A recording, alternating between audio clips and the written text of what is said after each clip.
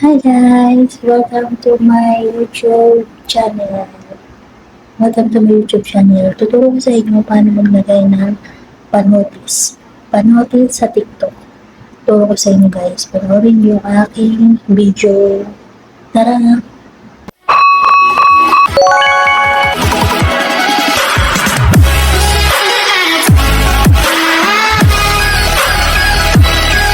Tayo sa ating TikTok. Yan, nandito na tayo sa TikTok. Buksan natin yung isang may comment tayo sa isang TikTok natin. Buksan natin yan. And then, makikita na natin dyan yung isang comment na gusto magpa-notice. Yan. I-long press natin yan, tapos pindutin natin yung reply. Yan, lalabas na siya. Kumuha ka ng video sa may ibandang ibaba.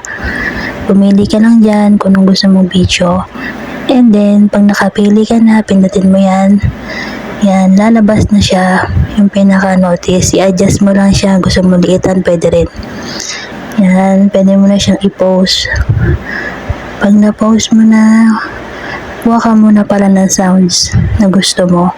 Yung sa akin kasi may sounds na eh. Pili ka niya ng sounds na gusto mo.